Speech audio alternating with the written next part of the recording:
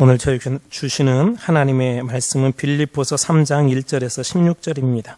신약 성경의 321조 빌립보서 3장 1절에서 16절 말씀입니다. 제가 한 절, 여러분 한 절 교독하겠습니다. 제가 먼저 읽겠습니다. 3장 1절입니다. 끝으로 나의 형제들아 주 안에서 기뻐하라. 너희에게 같은 말을 쓰는 것이 내게는 수고로움이 없고 너희에게는 안전하니라.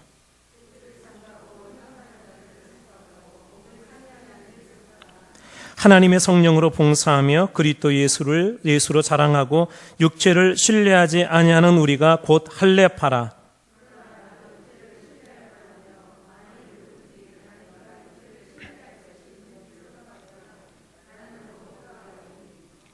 나는 8일 만에 할례를 받고 이스라엘 족속이요 베냐민 지파요 히브리인 중에 히브리인이요 율법으로는 바리새인이요. 그러나 무엇이든지 내게 유익하던 것을 내가 그리스도를 위하여 다해로 여길 뿐더러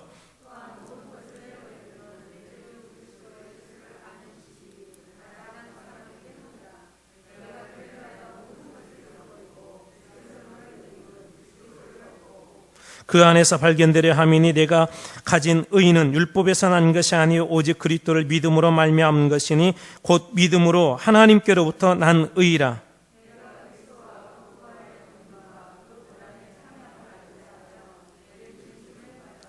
어떻게 해서든지 죽은 자 가운데서 부활에 이르려 하노니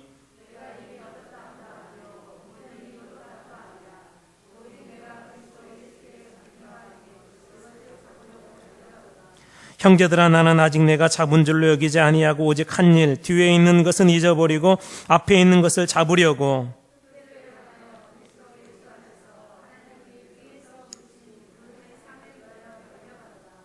그러므로 누구든지 우리 온전히 이룬 자들은 이렇게 생각할지니 만일 어떤 일에 너희가 달리 생각하면 하나님이 이것도 너희에게 나타내시리라.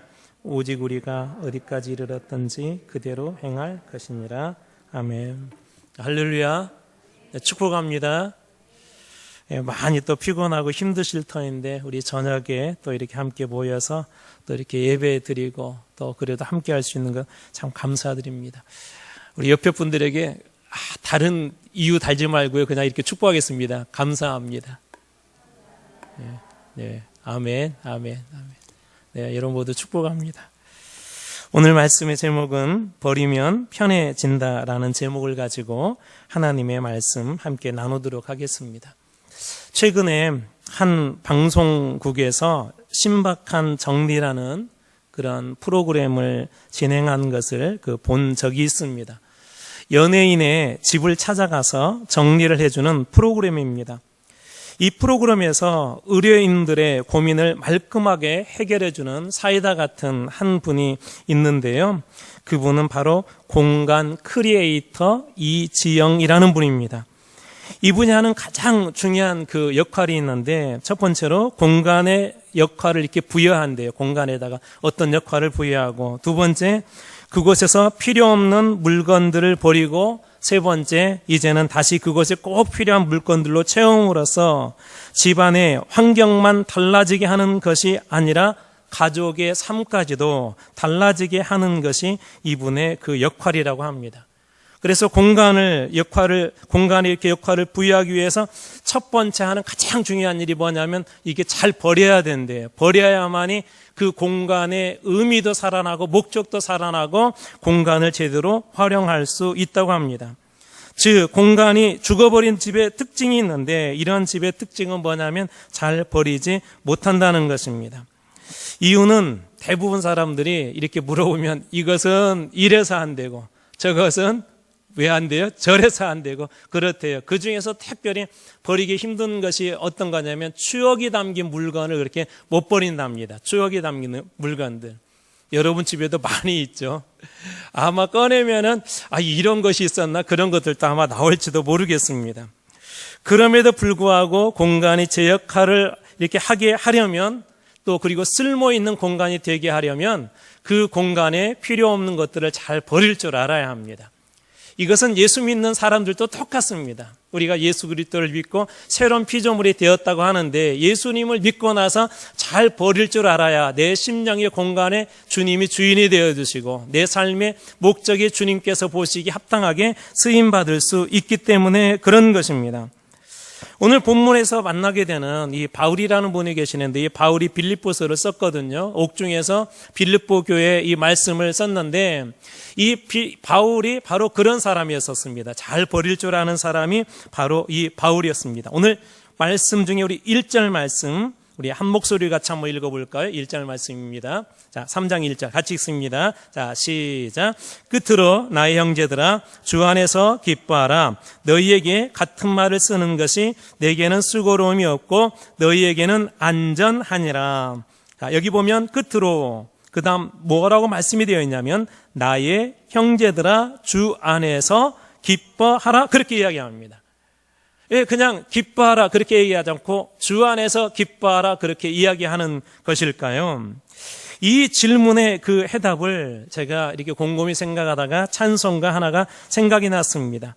주 안에 있는 나에게 그 다음 뭐라고 되어 있죠? 딴 근심 있으랴. 십자가 밑에 나아가 무엇을 풀어요? 내 짐을 풀었네. 그 다음에 이렇게 해줍니다. 주님을 찬송하면서 할렐루야 할렐루야 내 갈 길 멀고 험해도 나 주님만 따라가리.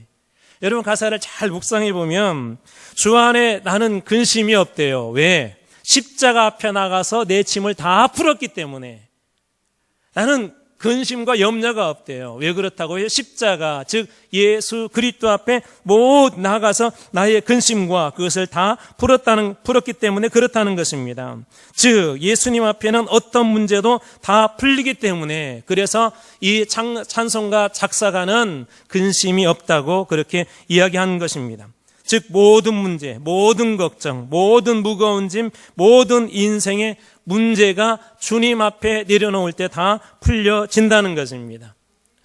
여러분 이것을 한번 생각해 보세요. 어떤 집에 아빠가 있는데 이 아빠는 뭐든지 잘 고쳐요. 여러분이 그런 아빠를 두었다고 한번 상상해 보세요. 그런데 여러분이 갑자기 이 귀걸이가 뭐가 이렇게 딱 끊어졌어요. 근데 어떤 믿음이냐면 우리 아빠한테 이거 갖다 주면 다 고칠 수 있어. 그러면 그 아이는 걱정할까요? 걱정 안 할까요? 걱정 안 해요. 다른 아이들 같으면 울고불고 난리 날 거예요. 이제 어떡하냐. 이거 이제 비싸게 주고 산 건데 어떡하냐. 그런데 이 아이는 걱정하지 않아요. 왜? 아빠가 충분히 그럴 만한 능력이 있기 때문에 그렇습니다. 여러분 하나님 어떤 분이세요? 제가 계속 강조했습니다. 하나님 어떤 분이세요? 전능하신 분이세요. 하나님은 우리의 모든 것들을 또한 아시는 분이십니다.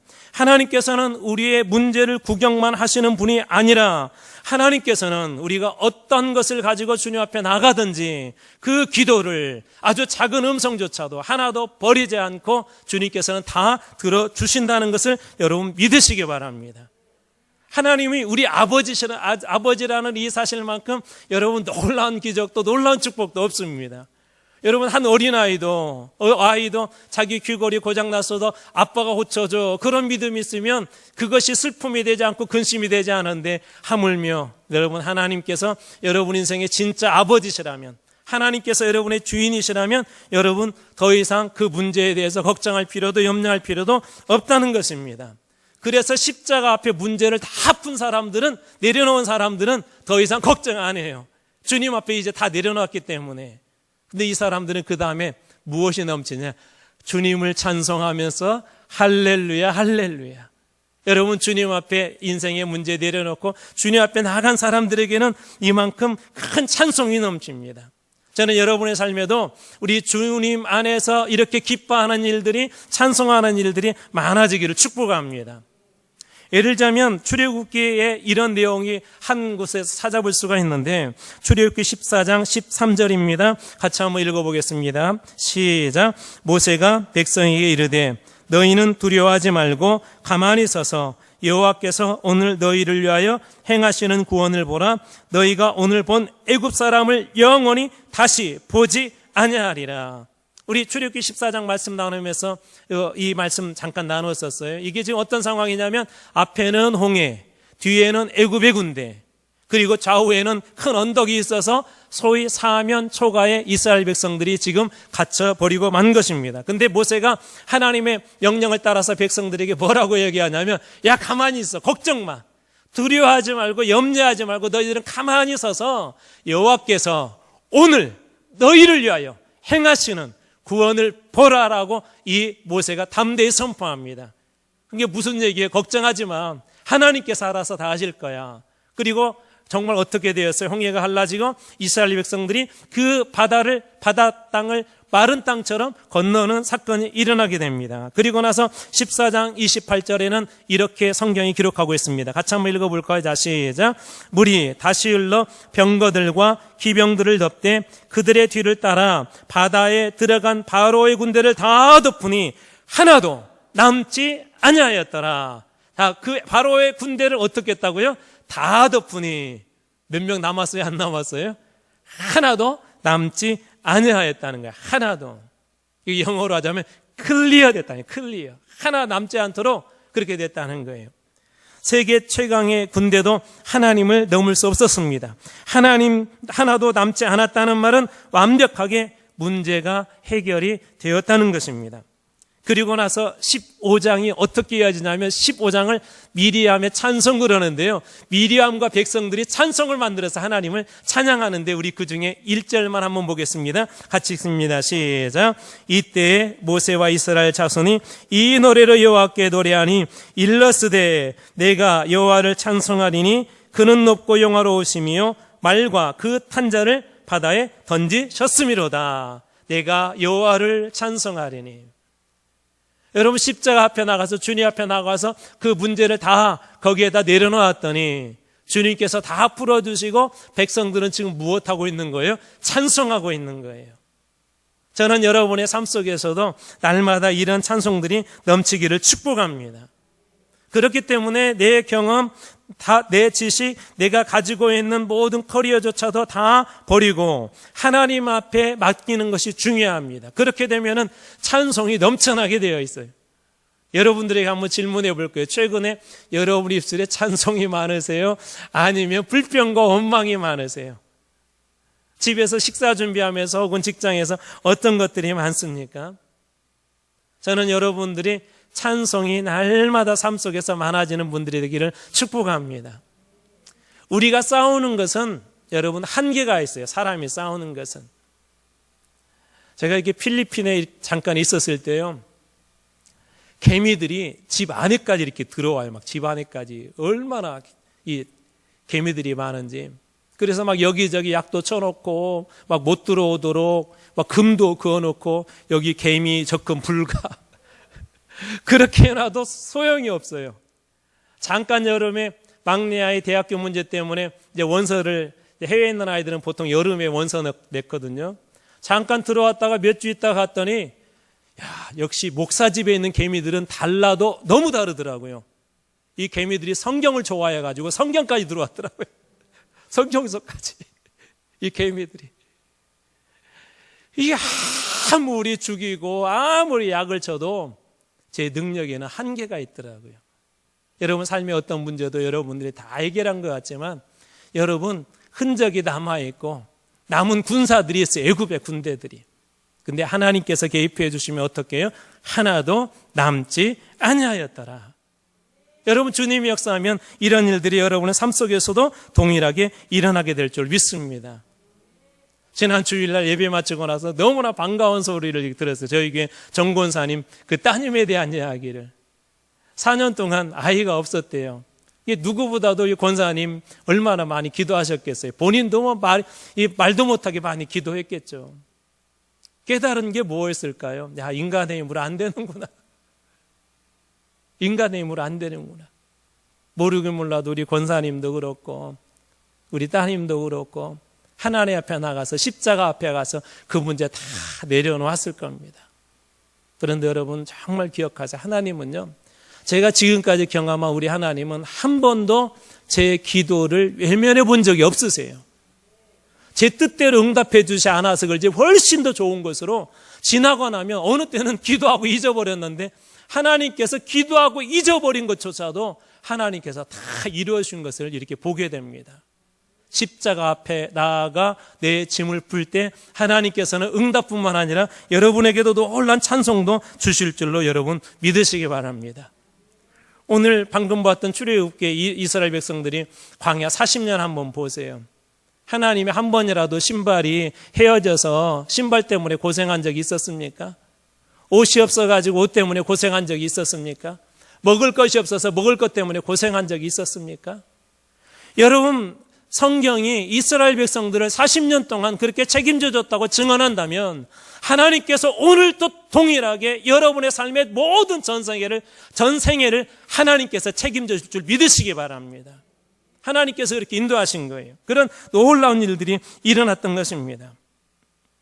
여러분, 이렇게 하나님 앞에 나아가 내려놓은 사람들은요, 어떻게 돼요? 그래서 이 하나님께서 그를 보살펴 주시고 응답해 주시고 살려주실 뿐만 아니라 그 입술에 찬송이 넘쳐나게 하기 때문에 주 안에서 기뻐할 수 있는 거예요. 주 안에서. 다른 것으로 기뻐하는 게 아니라, 여러분, 돈으로 기뻐하는 건 잠깐이에요. 월급 받을 때만 좋잖아요. 그때만 남편 예쁘잖아요. 잠깐이에요, 잠깐. 결혼 전에는 얼마나 막 서로 없으면 못 살겠다고, 엄마 나 결혼 안 시켜주면 막 나 끝날 거야. 막상 결혼시켜줬더니 그 좋다는 것도 얼마 받고, 엄마 남편 때문에 힘들어 죽겠어. 여러분, 세상에 주는 즐거움과 기쁨은 잠깐에, 그러나 주님 안에서 주님께서 주시는 천국의 기쁨은 영원한 줄 여러분 믿으시기 바랍니다. 저는 그 기쁨을 여러분들에게 동일하게 소유할 줄로 믿습니다. 이런 사람들은요, 목회자가 걱정을 안 해요. 그런 분들은 목회자가 걱정을 않습니다. 왜 그래요? 예를 들어서 한번 제가 이런 생각을 해봤어요. 주 안에서 기뻐하라. 항상 기뻐하라 그랬는데, 항상은 괴로울 때나 슬플 때나 즐거울 때나 좋을 때나 안 좋을 때나 짜증날 때나 불평과 불만이 나올 때나 또 누군가가 막 미워 죽겠거나 혹은 사랑스러워 죽겠구나, 그런 걸 상관없이 항상 기뻐하라는 거 아니에요? 근데 어느 날 사단이 이렇게 와가지고 저한테 이렇게 짜증을 좀 내게 하려고 막 여기저기서 막 동시에 막 짜증나는 일들이 일어나게. 여러분도 그런 경험 있잖아요. 왜 너조차 그러냐? 그런 적 있으시잖아요. 왜 너조차 그러냐? 그런데 주님 말씀대로 주 안에서 항상 기뻐하라고 그래서 계속 기뻐하는 거예요.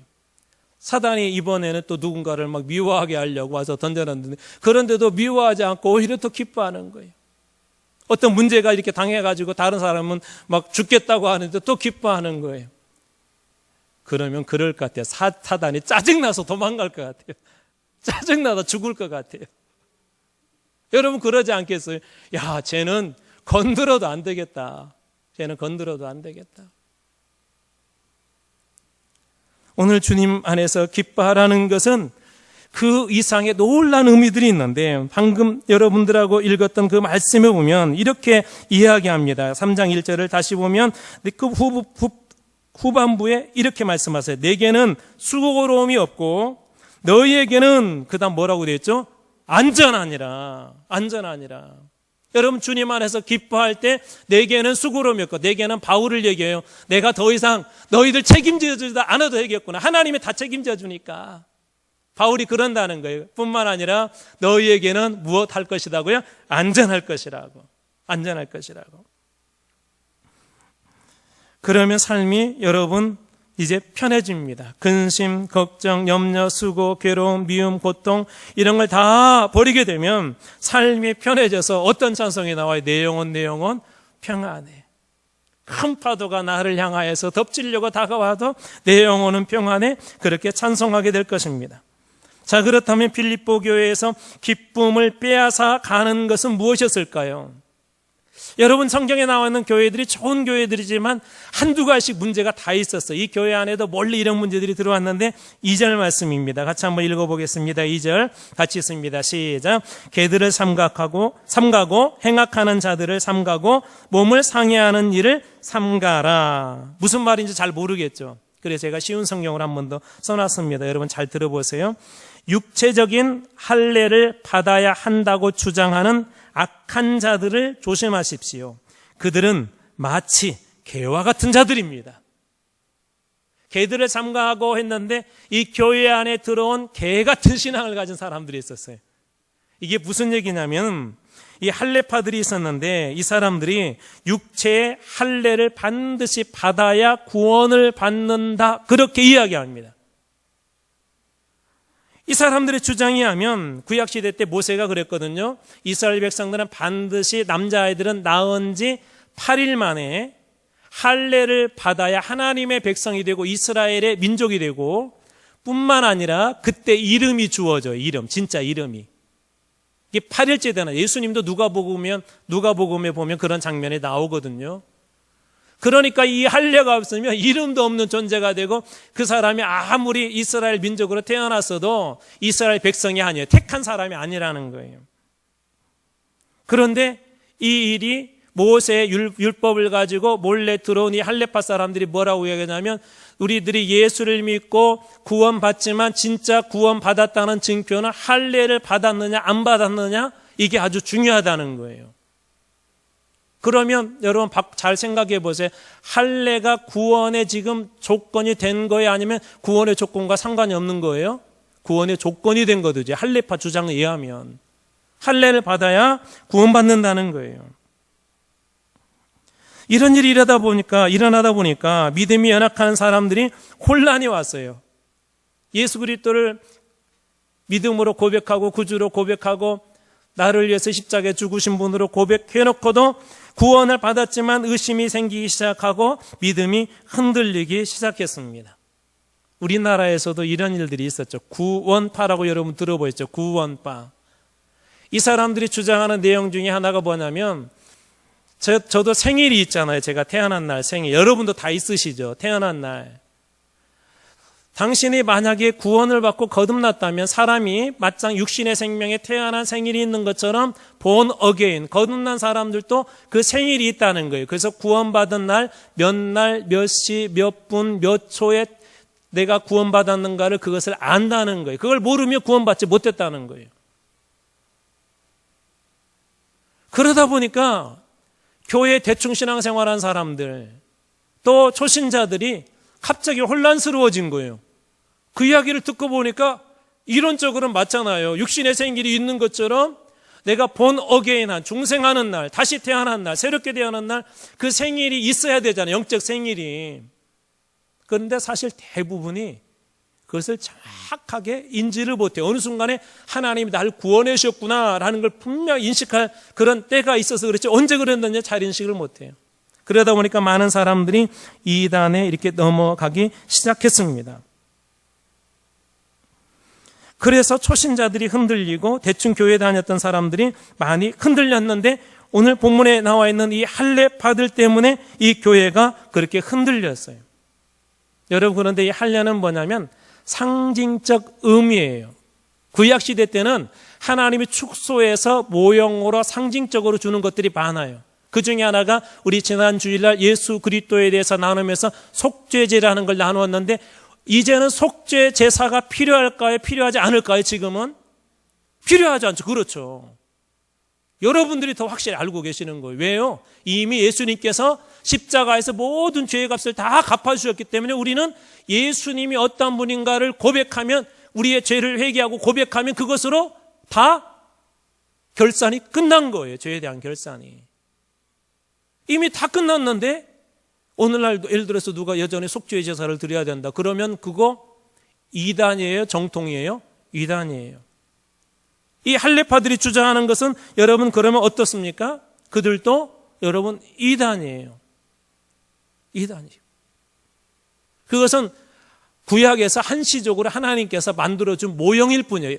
하나님의 백성된 표시를 할례로 함으로써 생명을 붙잡고 계시는 분이 하나님이시라는 것을 보여주시는 것이죠. 생명이 하나님께 있음을. 우리는 오늘날 누구를 통해서 영원한 생명을 얻어요? 이제는 예수 그리스도를 통해서. 이미 그것이 주어졌는데 이 할례파들은 뭐라고 그래요? 있어야 된다고 이야기해요. 있어야 된다고.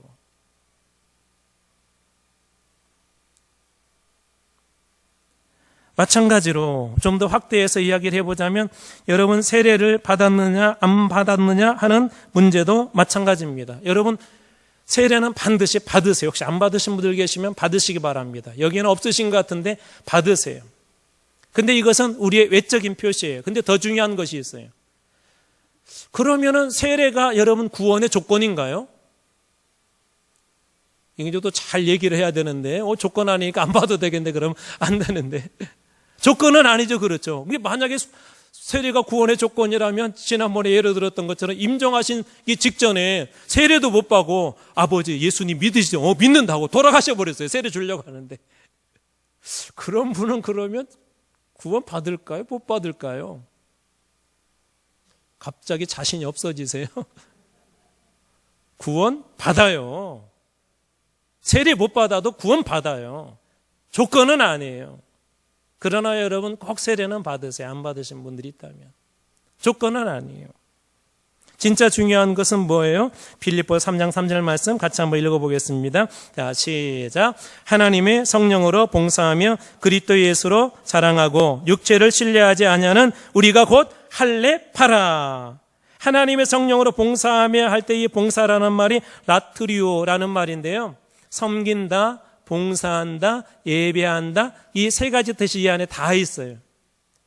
그러니까 진짜 중요한 것은 육체의 할례를 산에 받았느냐 그게 중요한 것이 아니라 지금 내가 세례를 받았느냐 안 받았느냐 그게 중요한 것이 아니라 내가 목사냐 아니냐가 중요한 것이 아니라 지금 내가 이 자리에서 하나님 앞에 예배할 때 성령으로 네가 예배하느냐, 그리고 네가 가지고 있는 것 세상의 주위에 자랑하는 것이 아니라 오직 예수 그리스도만을 내가 자랑하느냐, 그리고 내가 세상에 가지고 있는 육체를 신뢰하지 않고 오직 하나님만을 신뢰하느냐, 그렇다면 그런 사람이 진짜 할례파, 하나님의 백성의 표식을 가진 사람이라는 거예요. 외적인 것이 아니라. 내가 드리는 예배 가운데 성령의 임재를 구하고 예배를 드리고 나의 삶에 오직 예수님만 자랑하는 사람이 진짜 구원받은 사람이라는 것입니다.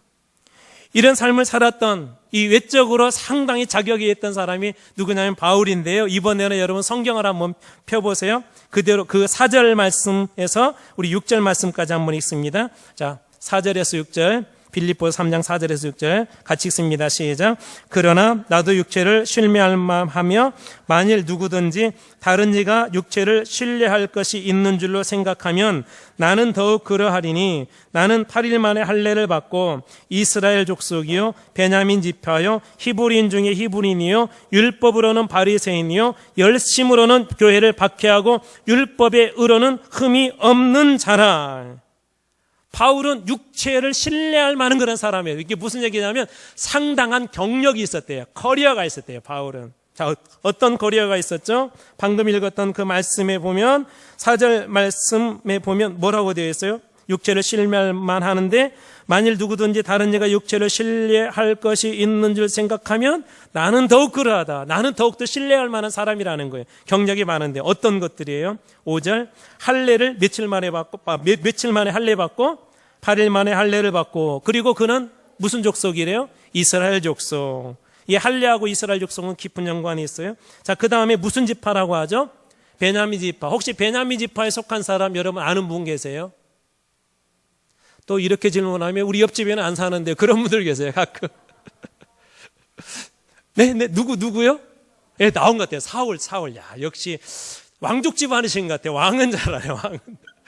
사울이 그 베냐민 지파였어요. 베냐민 지파. 그 다음에 하만이라는 사람이 포로로 잡혀갔을 때 이스라엘 백성들을 다 이렇게 죽이려고, 더군다나 모르드게는 목매달아 죽이려고 아이고 이름이 나와버렸네. 모르드게하고 그 또 어떤 여자분 있잖아요. 우리 왕족 집안에서 얘기해 보세요. 그 왕비로 있었던 분. 네, 그렇죠. 에스더. 이씨 집안에서 왕족이었나? 에스더. 에스더도 이 사람도 모르드게와 에스더도 무슨 지파냐면 베냐민 지파예요. 또 이스라엘 왕국이 통일 왕국은 3명의 왕밖에 없거든요. 사울, 그다음 누구죠? 두 번째. 야, 역시 왕족들이라 잘하시네. 다윗. 세 번째 다윗의 아들 누구죠? 솔로몬. 그리고 나서 나라가 이렇게 분열이 되는데 이스라엘 지파가 몇 지파예요? 몇 지파? 그렇죠. 12지파죠. 근데 이 12지파가 나뉘어요. 2개 지파와 10개 지파로 나누는데 이 2개 지파는 하나는 유다, 다윗이 유다 지파죠. 유다 지파와 그리고 베냐민 지파. 이 베냐민 지파가 그 정통성을 이해하는 것에 이게 참여하게 됩니다. 그러니까 여기까지만 봐도 여기 바울의 그 커리어, 육체적으로 자랑할 만해요? 아니면 아이고 부끄러워요? 어떤 것 같아요? 바울 이 정도면 자랑할 만한 그런 사람이라는 것입니다. 그리고 거기에다가 당시에 최고의 학식을 갖던 바리새인이었었고 유대인들이 볼 때 정말 열심히 있는 교회를 핍박하는 사람. 유대인들이 볼 때는 그때 당시에는 교회는 이게 없어져야 될 존재였었어요. 이게 대단한 사람이죠. 대단한 사람. 그 정도로 대단한 그런 사람이었었는데 이 바울이 예수를 만나고 어떻게 변하냐면 8절 말씀입니다. 같이 한번 읽어보겠습니다. 8절 자 시작. 또한 모든 것을 해로 여기면 내 주 그리스도 예수를 아는 지식이 가장 고상하기 때문이라 내가 그를 위하여 모든 것을 잃어버리고 배설물로 여김은 그리스도를 얻고 이 모든 것을 해로 여기고 무엇으로 여겼대요? 배설물로. 여러분 질문해 볼게요. 이게 저녁 드시고 오셔서 조금 질문이 그런데 화장실 가가지고 큰일 보고 막 이게 가끔 황금색으로 나오잖아요. 그러면 너무 귀해가지고 여러분 막 그거 보관해 놓으시죠. 여기는 안 그러는가? 어떻게 해요? 과감하게 눌러서 버려요. 왜 그렇죠? 그것은 무엇이니까? 배설물이니까. 바울이 그 얘기하고 있는 거예요. 예전에는 내 학벌이 최고인 줄 알았어요. 예전에는 내가 이스라엘 족속이고 베냐민 족속이고 내가 바리새인이고 그게 최고인 줄 알았어요. 그런데 예수님을 만나고 나니까 예수님이 최고가 된 거예요. 예수님이. 저는 여러분들이 인생에 예수님이 최고가 되실 축복합니다. 그리고 나니까 예전에 그렇게 자랑했던 것들도 이제는 배설물이에요. 그래서 바울이 그 모든 것을 다 해로 여기고 오히려 그 모든 것을 다 던져버렸다는 거예요. 던져버렸다는 거예요. 여러분 그래서 오늘 이전에 무엇을 한번 점검해 보시냐면 저도 가끔 목사로서 내가 그래도 목사요. 또 큰 교회 부목을 있을 때는 내가 어느 교회 부목사요. 그런 게 인간적인 자랑들이 있거든요. 근데 목사로서의 직분, 장로로서의 직분, 또 권사로서의 직분, 저희 교회도 막 20년, 30년, 40년 아니면 모태신앙 가지고서 수십 년 예수 믿은 분 계시잖아요. 그것을 한번 다 내려놔 보세요. 교회에서 사역을 내려놔라는 것이 아니라 여러분 스스로 그것을 다 한번 떼어놓아 보세요. 그리고 나서 걷어내고 났을 때 내 중심에 여전히 예수님이 계시는가? 내가 자랑했던 거 다 내려놓았는데도 여전히 내 중심의 주인은 예수님이신가? 바울은 그렇게 했는데도요, 그렇게 하고 났더니 분명히 드러난 게 뭐냐면 예수 그리스도가 그 인생의 최고였고 그 주님을 알아가는 게 자기 인생의 최고 큰 기쁨이었습니다. 내가 지금 입고 있는 그 옷을 벗으면요, 그 사람의 실체가 드러나요. 지금도 예비군 훈련이라는 게 있잖아요. 예비군 훈련을 남자들이 들어가면 이런 전설 같은 얘기가 있어요. 예비군복을 입으면 다 개가 된다. 사장도 상관없대요. 판사도 상관없대요. 이 기존에 내가 판사라는 옷, 사장이라는 옷, 그걸 다 벗어놓고 나왔을 때 여전히 나는 사장인가? 나는 여전히 판사인가? 나는 여전히 목사인가? 집에서 여러분은 여전히 그리스도인이십니까? 직장에서 여러분은 여전히 그리스도인이십니까? 여러분의 삶의 현장에서 내가 장로라는 직분, 목사라는 직분, 권사라는 직분, 한마음교회 성도라는 직분 다 내려놓았을 때도, 그 옷을 내려놓았을 때도 그 삶 속에서도 여전히 여러분 그리스도인이십니까? 종종 가짜 옷을 입고 다니는 분들이 계세요. 소위 짝퉁 옷을.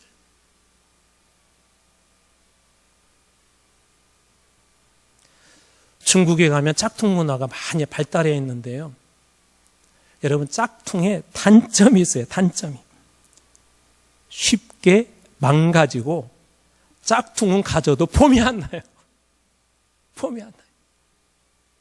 어떤 분이 중국에 가가지고 롤렉스 아시죠?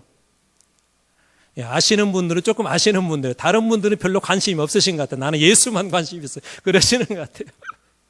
이 롤렉스가 이게 너무 궁금해가지고 짝퉁 시장에서 롤렉스를 이렇게 샀대요. 조금 비싼 돈 주고 다른 것보다. 그래도 짝퉁도 명품이면 명품일수록 좀 비싸요. 근데 이분이 한국으로 들어와서도 아니고 중국에서 공항을 출발하기 전에 롤렉스가 고장이 나가지고 버렸대요. 버렸대. 짝퉁은 쉽게 망가져요. 그리고 차도 폼이 안 나. 근데 진짜는 값을 해요, 값을. 예수 진짜로 믿는 사람들은 값을 해요. 하나님 진짜 믿는 사람들은 값을 해요.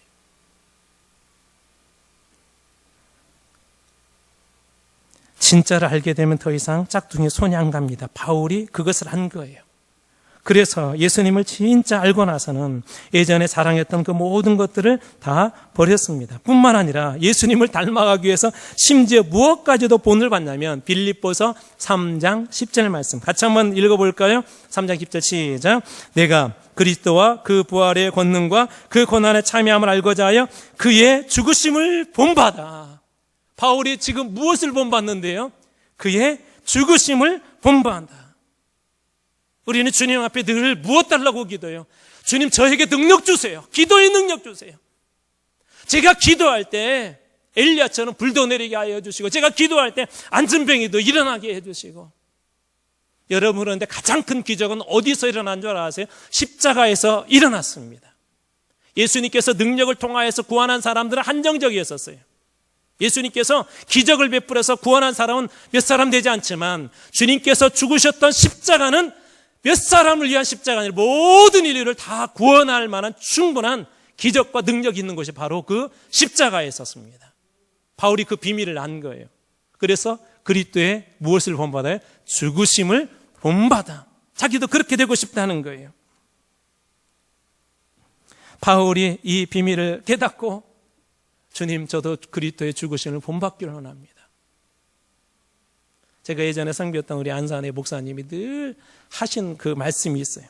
내가 죽으면 교회가 살고 내가 살면 교회가 죽는다. 아사 교생. 아사, 내가 죽으면 교회가 살고 아생 교사, 내가 살면 교회가 죽는다. 사도 요한을 통해서 주신 말씀도 그 말씀입니다. 요한복음 12장 24절입니다. 같이 한번 읽어보겠습니다. 시작. 내가 진실로 진실로 너희에게 이르노니 한 알의 밀이 땅에 떨어져 죽지 아니하면 한 알 그대로 있고 죽으면 많은 열매를 맺느니라. 아멘. 저는 여러분들이 오늘 이 말씀대로 그리스도의 십자가에, 그리스도와 함께 십자가에 못 박힘으로 여러분들을 통하여서 많은 열매가 여러분의 삶의 현장들마다 맺혀지기를 축복합니다. 바울의 권면을 통해 주셨던 것처럼 그리스도의 죽으심을 본받는 여러분들 다 되시기 바랍니다. 이런 사람들은 흔들리지 않아요. 누구만 향해서 가니까? 예수님만 향해서 가니까. 우리 마지막 사도 바울의 선언을 읽고 말씀 마치겠습니다. 빌립보서 3장 14절 말씀 같이 읽습니다. 시작. 표대를 향하여 그리스도 예수 안에서 하나님이 위해서 부르신 부름의 상을 위하여 달려가노라. 아멘. 바울에게 표대는 오직 예수 그리스도였었고요. 나는 그 예수 그리스도를 향하여서 어떻게 표현하냐면 달려갑니다. 달려갑니다. 우리 한마음교회가 앞으로 우리 주님 앞에 그리스도의 복음을 위해서 달려가는 그런 교회가 되기를 축복합니다. 여러분들이 오직 주님만 바라보고 내가 주님과 더불어서 십자가에 죽었을 때 주님께서 여러분 한 분 한 분을 통해서 많은 열매들이 맺혀지게 하여 주시고 우리 교회가 주님만을 향하여 가는 좋은 교회로 쓰임받게 될 줄로 믿습니다. 기도하겠습니다. 하나님 아버지 감사합니다. 오늘 또 주님께서 저희들에게 바울을 통하여서 주신 말씀을 나누었습니다. 오늘 주신 말씀처럼 하나님 버려야 될 것들을 잘 버려서 하나님 우리의 영적인 공간에도 하나님이 주인이 되어주시고 주인 되신 그 주님으로 말미암아 그리스도와 함께 더불어 십자가에 죽을 때 많은 열매 맺는 영광의 열매 맺는 그리스도인들 다 되어지게 하여 주시옵소서.